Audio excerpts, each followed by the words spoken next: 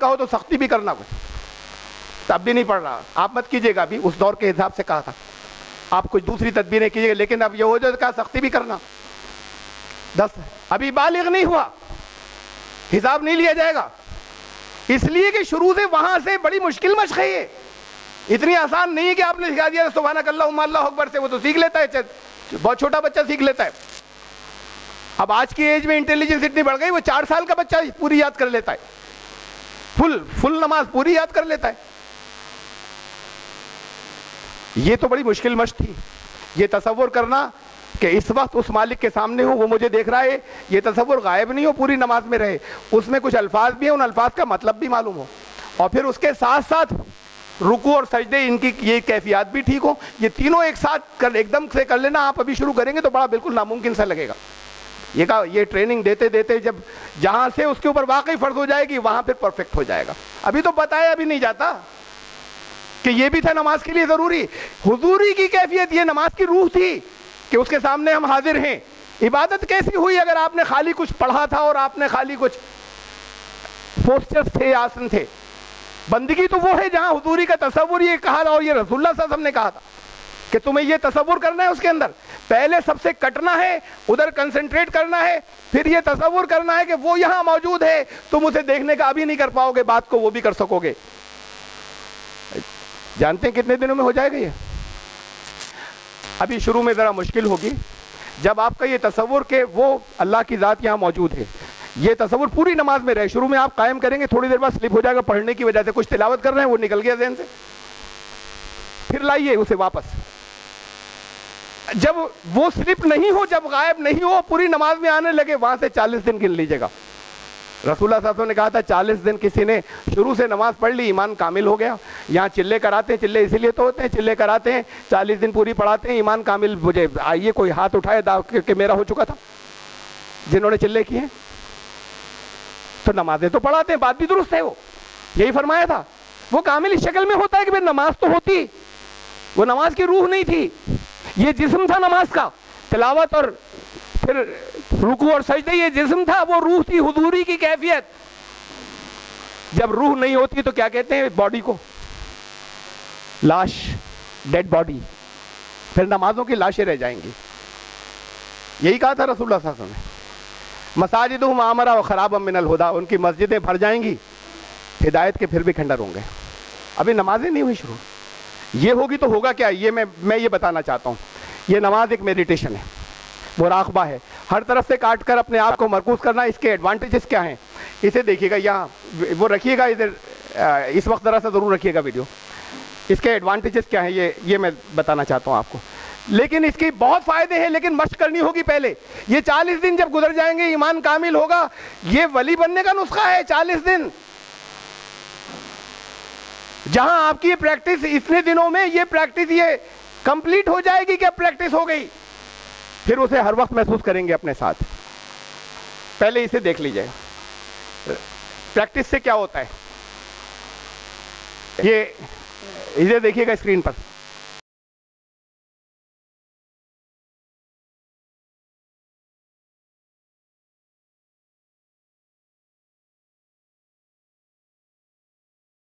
जब आपने बाइक चलाना सीखी, सुन लीजिए फिर से चलता हूँ, जब आपने नई नई पहली मर्तबा बाइक चलाना सीखी, उस वक्त शुरू में आपको बताया गया था कब ब्रेक्स लगाएंगे, कब एक्सेलरेटर देंगे, कब किसी के आगे से निकालेंगे, कब किसी के पीछे से। इसे कहते हैं इल्म, ये इल्म दिया गया था।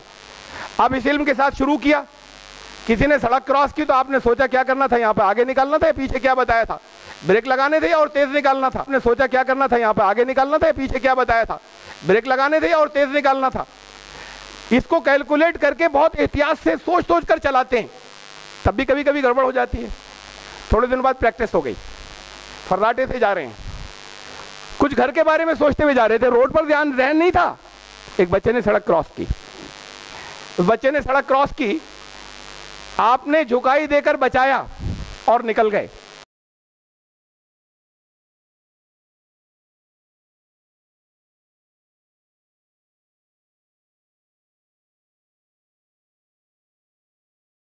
घर के बारे में सोचते हुए जा रहे हैं, उसकी तरफ देखा भी नहीं है, उसको बचाकर निकल गए और आ रहे थे बहुत स्पीड के अंदर। ये सीखने के दिनों में अगर होता वो प्रोसेस के दिमाग से आया कि यहाँ पे क्या करना था, और फिर दिमाग से ऑर्डर जाते हाथ पांव को, उस वक्त तक तो बच्चा मर जाता। ये बगैर सोचे समझे किया था। और दिमाग, कॉन्शियस माइंड, शऊरी दिमाग तो घर पर था, घर के बारे में सोच रहे थे। शायद जब आप बचाते हुए किसी को जाएं, न मालूम कितनों को रोज बचाते हुए जाते हैं, आगे बढ़कर आपको रोके और पूछे तो आपको याद भी नहीं होगा किसी को बचाया था, इसलिए कि शऊरी दिमाग वहां था ही नहीं रोड पर, तो याद भी नहीं होगा कि बचाते हुए आ रहे हैं लोगों को, और सही करते जा रहे हैं बगैर सोचे। आई नहीं रोड पर, तो याद भी नहीं होगा कि बचाते हुए आ रहे हैं लोगों को, और सही करते जा रहे हैं बगैर सोचे हुए। ये कैसे हो जाता है? जब किसी चीज की प्रैक्टिस होती है लगातार, तो फिर वो सबकॉन्शियस माइंड एक होता है, वहां जाके स्टोर होती है, उसे तहतुश शऊर कहते हैं। डायरेक्ट वहां से ऑर्डर आता है और ये सोचने वाले दिमाग को पता भी नहीं चलता। यहां से सोच रहा है कुछ और, वहां से ऑर्डर आया, यहां ये करना था, यहां ये करना था, उसके बहुत से इनन्यूमरेबल पैकेट्स होते हैं उसके जो स्टोर हो जाते हैं सबकॉन्शियस माइंड के अंदर, तहतुश शऊर में।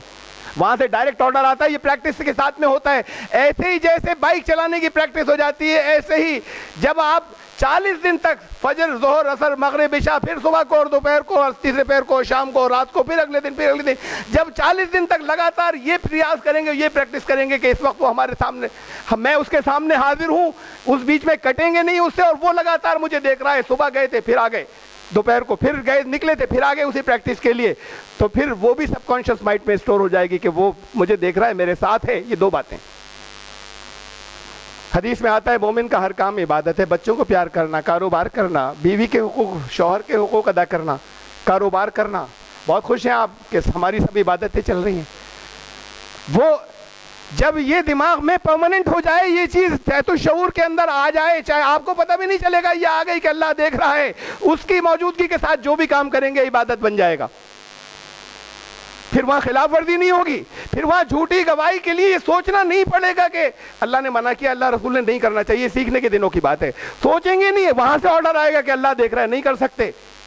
ये नमाज रोक देगी सब चीजों से, सारी बुराइयों से, बशर्ते के नमाज हो। और फिर आपके एडवांटेज की अब मैं बता रहा हूं, आपको और क्या फायदा होगा।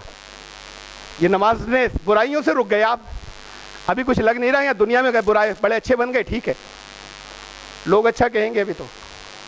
वो जो प्रैक्टिस थी अल्लाह के साथ होने का एहसास, ये है बड़ी कीमती चीज है। साथ होने से क्या होता है? अल्लाह को साथ ले लेना।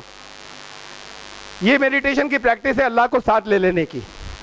देखिए एक यहां भी इसे रखिएगा जरा, ये जंगल में जा रहे हैं आप, इसका तस्वुर कीजिए, अकेले, बिल्कुल दूर तक बस्ती, आबादी नहीं है। अभी शायद एडवेंचर महसूस हो किसी को, लेकिन जब अंधेरा हो जाए तो डर लगता है। अच्छे अच्छे दिल वाले को डर लगता है। अगर दूर तक आबादी नहीं है और अंधेरा होने लगा, चांद की रोशनी भी नहीं है, रात अंधेरी हो, कोई भूत प्रेत से डरता है? सब नहीं डरते। डरते फिर वो भी है, जंगली जानवर से डर सकते हैं, डाकुओं से डर सकते हैं, लेकिन फिर ऐसे माहौल में हर एक को डर लगता है। अब रात का अगर अंधेरा हो तो फिर उसके बाद ऐसा नहीं कि डर नहीं लगेगा, अब और अंधेरा हो गया। ये नामुमकिन है अगर बस्ती में कोई नहीं तो डर ना लगे। इस माहौल के अंदर अगर एक बच्चा साथ में हो तो डर कम हो जाता है। छोटा सा बच्चा साथ में हो तो डर कम हो जाता है। बच्चे के साथ से डर कैसे कम हुआ? बच्चा तो लायबिलिटी है, जिस चीज से डर रहे थे अगर वो सचमुच आ जाए तो अब खुद अगर बच भी सकते तो अब ये तो गले पड़ गया, इसे बचाएं। अब दो को बचाना है तो बच्चे के साथ से तो डर बढ़ जाना चाहिए, बच्चे के साथ से भी डर कम हो जाता है। हमारे यहाँ बच्चियां अक्सर ज्यादा डरती हैं घरों में, कभी कभी बच्चे भी डरते हैं। जरा छत पे चले जाओ रात में, अब नहीं जा रहे, वो कपड़े टंगे थे उतार लाओ, नहीं जाते। अब बड़ी है काफी उम्र में, नहीं जा रही, डर लग रहा है। एक बच्चे को साथ में ले लिया, तुम आ जाओ साथ में, अब डर खत्म हो गया या डर कम हो गया। ये बच्चे से कैसे कम हो गया? बच्चे के साथ से। ये तो बचा ही नहीं सकता जिससे डर रहे थे, अगर वो आ गया तो। अब बच्चे को बचाएं या खुद को बचें? ये ह्यूमन साइकी है, ये इंसान की नफ्सियात है कि साथ से डर कम होता है। चाहे वो असहाय हो, चाहे वो साथ में लायबिलिटी हो, चाहे वो कमजोर हो, चाहे वो मजबूर हो, चाहे वो डिपेंडेंट हमारे ऊपर हो, तब भी डर कम होता है कोई साथ में आ जाए। ये इंसान की नफ्सियात है। एक मजबूर, एक कमजोर, एक बच्चे के साथ होने से डर खत्म हो जाता है। अल्लाह को साथ ले लें तो, अल्लाह को साथ लेने के बाद डर लगेगा? अल्लाह तो है साथ में आपके, सबके लेने का क्या मतलब हुआ? साथ का एहसास नहीं है। क्या मतलब हुआ? साथ का एहसास नहीं है।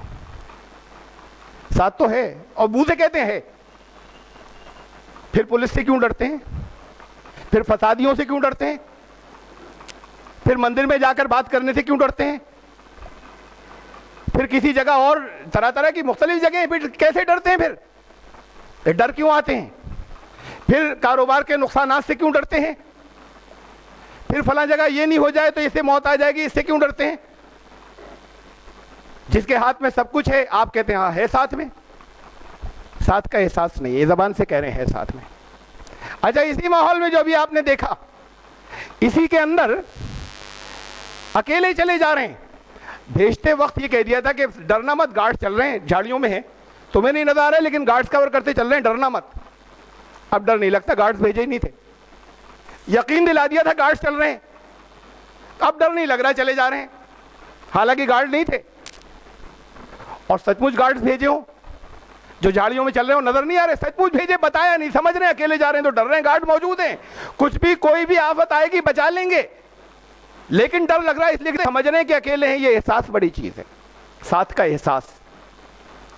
ये साथ का एहसास नमाज से आएगा, बशर्ते कि वैसे हो जैसे मैं कह रहा हूं वो नहीं, बल्कि जैसे रसूलुल्लाह सल्लल्लाहु अलैहि वसल्लम ने बताई थी कि वैसे होगी तो साथ का एहसास आएगा।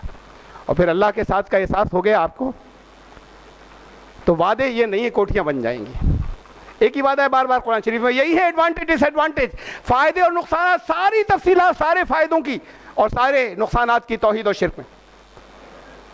अला इन्ना औलिया अल्लाह ला खौफुन अलैहिम वला हुम यहज़नून, खौफ और गम खत्म हो जाएगा, ये चीजें नहीं रहेंगी, फियर, खौफ नहीं बचेगा।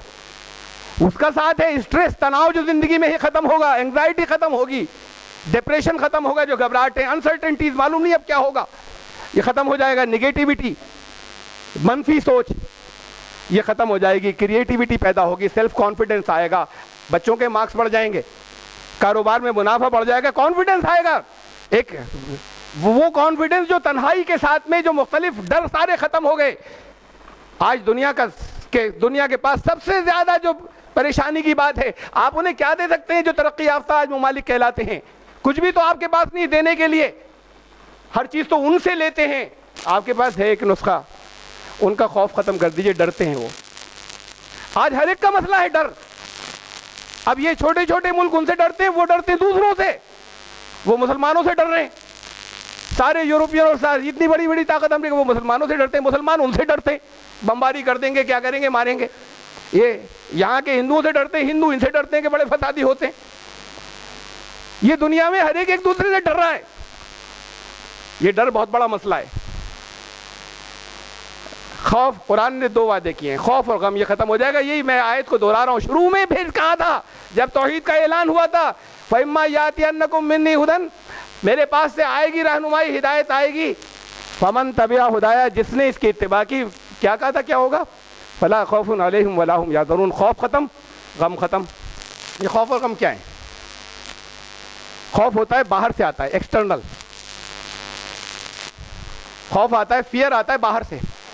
अभी एक वाकया हुआ नहीं, डर रहे हैं कि कहीं ये नहीं हो जाए, फ्यूचर में होता है, मुस्तकबिल में, और हुआ नहीं, बाहर से आता है, इसे खौफ कहते हैं। छापा नहीं पड़ जाए, पड़ा नहीं है, मुमकिन है ना पड़े, डर रहे हैं। फला आदमी कहीं हमला नहीं कर दे, ये मिलकर हमें, दोनों मिलकर हमारे खिलाफ नहीं हो जाएं, हुआ नहीं है, अभी वो वाकया पेश नहीं आया। खौफ की बुनियादें मुस्तकबिल में होती हैं, जो नहीं हुआ है अभी, लेकिन इंसान टूटता चला जाता है, वो खौफ तोड़ता चला जाता है इंसान को। और डर, रंज क्या होता है? गम, ला खौफुन अलैहिम वला हुम यहज़नून, रंज, गम क्या होता है? गम अंदर से आता है, इंसान के अंदर का तवाज़ुन बिगड़ता है, इक्विलिब्रियम, साइकी, उसके सोचने के अंदाज में जो तवाज़ुन होना चाहिए वो तवाज़ुन बिगड़ता है, गम आता है, एक कैफियत पैदा होती है, गम अंदर से आता है, खौफ बाहर से आता है, ये दोनों चीजें तबाह कर देती है। सबका मसला यही है, जितने लोग परेशान हैं आज, खौफ और गम, ये खत्म हो जाए, क्रिएटिविटी पैदा होती है, ये कुव्वत एतमादी पैदा होती है, उसके अंदर सकारात्मक, उसके अंदर तामीरी सलाहियतें पैदा होती है, मालूम नहीं कहाँ निकल जाए आप दुनिया को